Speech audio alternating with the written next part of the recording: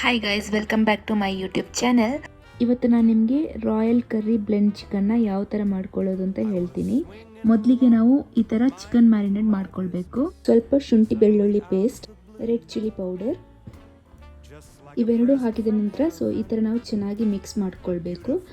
ಆವಾಗ ಏನಾಗುತ್ತೆ ಅಂತ ಹೇಳಿದರೆ ನಿಮಗೆ ಇನ್ನೂ ಚೆನ್ನಾಗಿ ಬರುತ್ತೆ. ಅದರ ಟೇಸ್ಟ್ ಏನಿರುತ್ತಲ್ಲ, ಒಂದು 15 to 20 ಮಿನಿಟ್ಸ್ ಆದಮೇಲೆ ಟೇಸ್ಟ್ ಚೆನ್ನಾಗಿರುತ್ತೆ.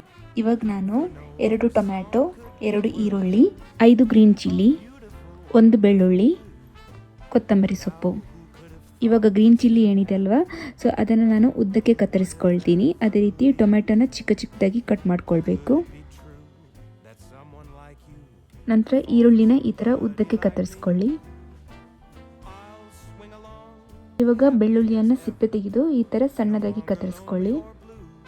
ಈಗ ಇಲ್ಲಿ 4 ಒಣಮೆಣಸು, ಅದೇ ರೀತಿ ಲವಂಗ, ಚಕ್ಕೆ, ಜಾಯಿಕಾಯಿ, ಜೀರಿಗೆ ಮತ್ತು ಏಲಕ್ಕಿ. ಇದನ್ನಿಷ್ಟನ್ನು ನಾವು ಚೆನ್ನಾಗಿ ಫ್ರೈ ಮಾಡ್ಕೊಳ್ಬೇಕು.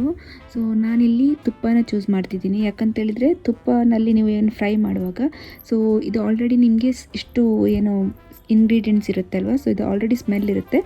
ನೀವು ತುಪ್ಪದಲ್ಲಿ ಫ್ರೈ ಮಾಡಿದಾಗ ನಿಮಗೆ ಸ್ಮೆಲ್ ಜಾಸ್ತಿ ಸಿಗುತ್ತೆ. ಅದಕ್ಕೋಸ್ಕರ ನಾನು ತುಪ್ಪನ ಚೂಸ್ ಮಾಡ್ತೀನಿ. ನೀವು ಬೇಕಾದರೆ ಆಯಿಲ್ ಕೂಡ ಚೂಸ್ ಮಾಡ್ಕೋಬೋದು. ಇವಾಗ ತುಪ್ಪ ಬಿಸಿಯಾಗಿದೆ, ಅದಕ್ಕೆ ನಾನು ಒಣಮೆಣಸಿನಕಾಯಿನ ಆ್ಯಡ್ ಮಾಡ್ಕೋತಿದ್ದೀನಿ. ಇದನ್ನು ಸ್ವಲ್ಪ ತುಪ್ಪದಲ್ಲಿ ಫ್ರೈ ಮಾಡಿಕೊಂಡು ಜೀರಿಗೆನ ಆ್ಯಡ್ ಮಾಡ್ಕೊಳ್ಳಿ. ನೆಕ್ಸ್ಟ್ ನಾನು ಏಲಕ್ಕಿ, ಅದೇ ರೀತಿ ಜಾಯಿಕಾಯಿನ ಈ ಥರ ಗುದ್ದಿ ಪುಡಿ ಮಾಡ್ಕೊಳ್ಳಿ. ಲವಂಗ ಕೂಡ ಆ್ಯಡ್ ಮಾಡ್ಕೊಳ್ಳಿ. ನಂತರ ಚಕ್ಕೆ. ಇದನ್ನು ಇಷ್ಟನ್ನು ಆ್ಯಡ್ ಮಾಡಿಬಿಟ್ಟು ಚೆನ್ನಾಗಿ ಫ್ರೈ ಮಾಡ್ಕೊಳ್ಳಿ ತುಪ್ಪದಲ್ಲಿ. ಇವಾಗ ಏನು ಫ್ರೈ ಆಗಿದೆ ಅಲ್ವಾ, ಇಷ್ಟು ಚೆನ್ನಾಗಿ ಫ್ರೈ ಆದಮೇಲೆ ಮಿಕ್ಸಿಗೆ ಹಾಕ್ಕೊಂಡು ಗ್ರೈಂಡ್ ಮಾಡ್ಕೊಳ್ಳಿ.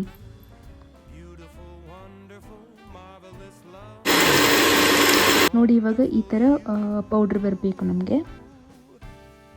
ನೆಕ್ಸ್ಟ್ ಇನ್ನೊಂದು ಮಿಕ್ಸಿಗೆ ಕಟ್ ಮಾಡ್ಕೊಂಡಿರೋ ಈರುಳ್ಳಿ, ಅರ್ಧ ಈರುಳ್ಳಿನ ತಗೊಳ್ತಿದ್ದೀನಿ.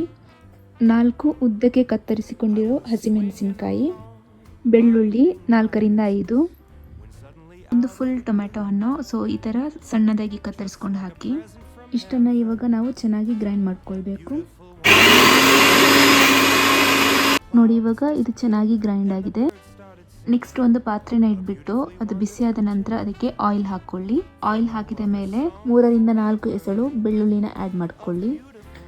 ಬೆಳ್ಳುಳ್ಳಿನ ಸ್ವಲ್ಪ ಫ್ರೈ ಮಾಡ್ಕೊಳ್ಳಿ. ಫ್ರೈ ಆದಮೇಲೆ ಅದಕ್ಕೆ 3 ಕೆಂಪು ಮೆಣಸನ್ನು ಆ್ಯಡ್ ಮಾಡ್ಕೊಳ್ಳಿ. 3 ಗ್ರೀನ್ ಚಿಲ್ಲಿನ ಈ ಥರ ಉದ್ದಕ್ಕೆ ಕಟ್ ಮಾಡ್ಕೊಂಡು ಹಾಕ್ಕೊಳ್ಳಿ. ಇದನ್ನು ಸ್ವಲ್ಪ ಹೊತ್ತು ಫ್ರೈ ಮಾಡ್ಕೊಳ್ಳಿ. ಯಾಕಂತೇಳಿದರೆ ನೀವೇನು ಗ್ರೀನ್ ಚಿಲ್ಲಿ ಹಾಕಿದ್ರಲ್ವ, ಅದರ ಹಸಿ ವಾಸನೆ ಹೋಗುತ್ತೆ. ಅದಾದ ನಂತರ ನೀವು ಇದಕ್ಕೆ ಈರುಳ್ಳಿನ ಆ್ಯಡ್ ಮಾಡ್ಕೊಳ್ಬೇಕು. ನಾನಿಲ್ಲಿ ಮೀಡಿಯಮ್ ಸೈಜ್ನ ಈರುಳ್ಳಿನ ಈ ಥರ ಉದ್ದಕ್ಕೆ ಕಟ್ ಮಾಡ್ಕೊಂಡಿದ್ದೀನಿ. ಇಲ್ಲಿ ಇವಾಗ ಈರುಳ್ಳಿ ಎಲ್ಲ ಇಷ್ಟು ಚೆನ್ನಾಗಿ ಫ್ರೈ ಆಗಿದೆ.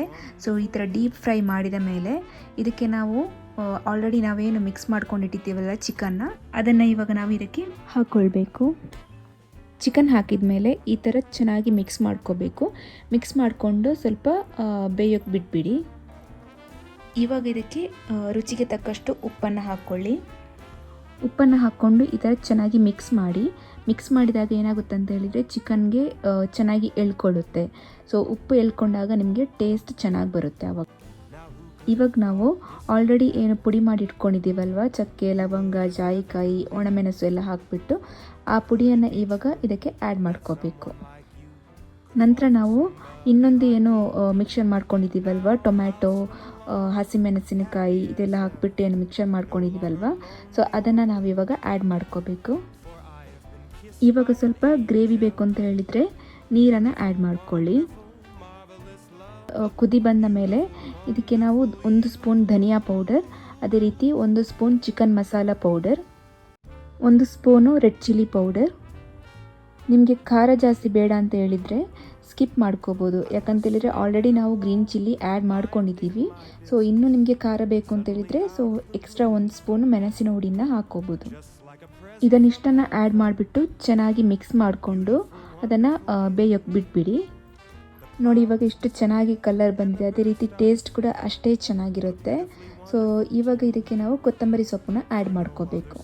ಕೊನೆಗೆ ನಾವು ತುಪ್ಪನ ಆ್ಯಡ್ ಮಾಡಿಕೊಂಡು ಚೆನ್ನಾಗಿ ಮಿಕ್ಸ್ ಮಾಡ್ಕೊಳ್ಳಿ.